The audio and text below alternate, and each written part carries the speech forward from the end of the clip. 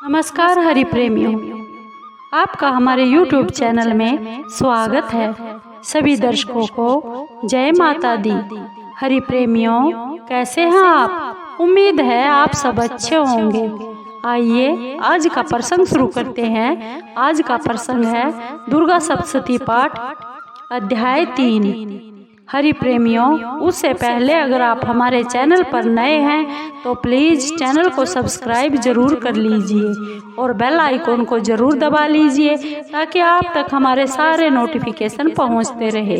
हरि प्रेमियों, आपका एक भी सब्सक्राइब हमारे लिए बेहद मायने रखता है। आइए माँ दुर्गा सप्तशती पाठ अध्याय 3 सुनते हैं।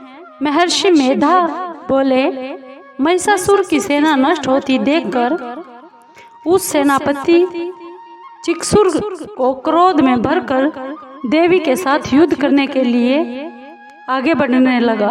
वह देवी पर इस प्रकार बाणों की वर्षा करने लगी मानो सुमेरु पर्वत पानी की धार बरसा रहा हो। इस प्रकार देवी माँ ने अपने बाणों से उसके बाणों को काट डाला और उसके घोड़ों और सारथी को मार डाला। साथ ही उसके धनुष और उसकी अत्यंत ऊंची ध्वजा को भी काटकर नीचे गिरा दिया। उसका धनुष कट जाने के बाद उसके शरीर के अंगों को भी अपने बाणों से बींध दिया। धनुष, घोड़ों और सारथी के नष्ट हो जाने पर वह राक्षस असुर ढाल और तलवार लेकर माँ देवी की ओर भागा। उसने अपने तीक्ष्ण धार वाली तलवार से माँ पर वाहन सिंह पर मस्तक पर प्रहार किया और बड़े वेग से देवी की बाईं भुजा पर वार किया, किंतु देवी माँ की बाईं भुजा को छूते ही उस दैत्य की तलवार टूटकर टुकड़े टुकड़े हो गई। इसे दैत्य में उस असुर में क्रोध में भरकर शूल हाथ में ले लिया और उस भद्रकाली देवी की ओर फेंक दिया। माँ देवी की ओर आता हुआ वह शूल आकाश से गिरते हुए सूर्य के समान प्रज्वलित हो उठा। उस शूल को अपनी ओर आता हुआ देखकर देवी माँ ने भी शूल छोड़ा और महाअसुर महादैत्य के शूल के 100 टुकड़े कर दिए और साथ ही महाअसुर के प्राण भी हर लिए। चिक्सुर के मर जाने पर देवताओं को दुख देने वाला चामर नामक दैत्य हाथी पर सवार होकर माँ देवी से लड़ने के लिए फिर से आ गया।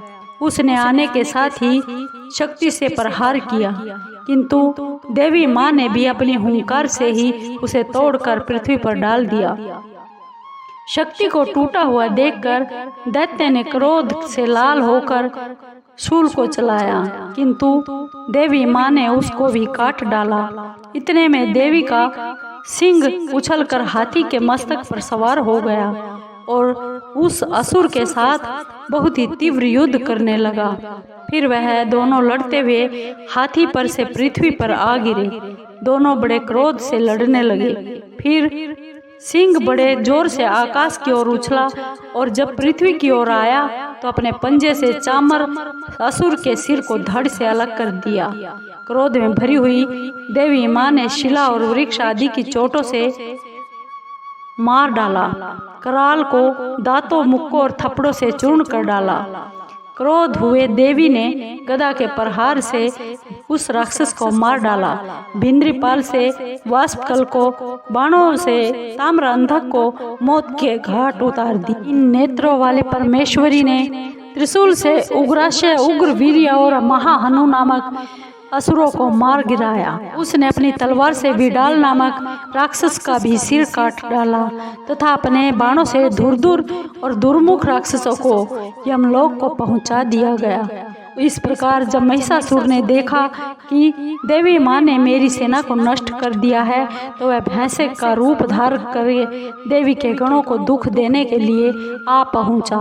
उन गणों में कितनों को उसने मुख के प्रहार से और कितनों को खुरों से, कितनों को पूंछ से और कितनों को सींगों से, बहुतों को दौड़ने के वेग से, अनेकों को सिंह नाद से, कितनों को चक्कर देकर और कितनों को श्वास वायु के झोंकों से पृथ्वी पर गिरा दिया गया। वह दैत्य इस प्रकार गणों की सेना को गिराकर देवी माँ के सिंह को मारने के लिए भागा। इस पर देवी माँ को बहुत क्रोध आ गया। उधर दैत्य भी गुस्से में भरकर धरती को खुरों से खोदने लगा तथा सींगों से पर्वतों को उखाड़ उखाड़ कर धरती पर फेंकने लगा। मुख से जोर जोर से शब्द करने लगा। महिषासुर के वेग से चक्कर देने के कारण पृथ्वी क्षुब्ध होकर फट गई। उसकी पूंछ से टकराकर समुद्र चारों ओर फैलने लगा। हिलते हुए सींगों के प्रवाह से मेघ खंड खंड हो गया और श्वास से आकाश में उड़ते हुए पर्वत फटने लगे। इस तरह क्रोध में भरे राक्षस को देखकर माँ चंडिका को भी बहुत क्रोध आ गया और वह उसके मारने के लिए क्रोध में भर गई। देवी माँ ने पास फेंक कर दैत्य को बांध लिया और उसके बंध जाने पर राक्षस का रूप त्याग दिया और सिंह का रूप बना लिया। जो ही माँ देवी उसका सिर काटने के लिए तैयार हुई, उसने पुरुष का रूप बना लिया जो कि हाथ में तलवार लिए हुए था। देवी माँ ने तुरंत ही अपने बाणों के साथ उस पुरुष को अपनी तलवार की ढाल से बींध डाला। इसके पश्चात वह हाथी के रूप में दिखाई देने लगा।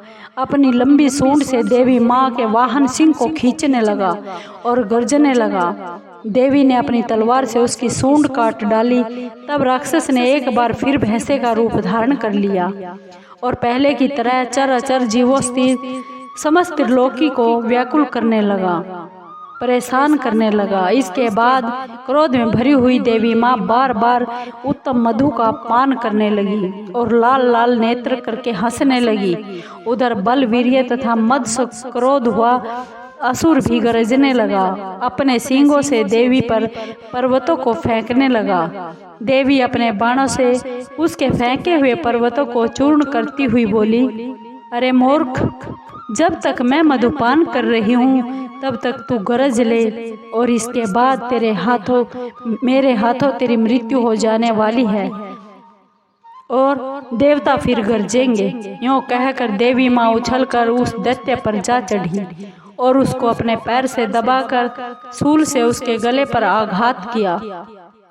देवी के पैर से दबने पर भी असुर अपने दूसरे रूप से अपने मुख से बाहर होने लगा। अभी वह आधा ही बाहर निकला था कि देवी माँ ने तलवार से उसका सिर काट डाला। इसके बाद सारी राक्षस सेना हाहाकार करती हुई वहां से भाग खड़ी हुई और सब देवता बहुत प्रसन्न हुए तथा ऋषि और महर्षियों सहित देवी की स्तुति करने लगे। गंधर्व राज गान करने लगे और अप्सराएं नृत्य करने लगी।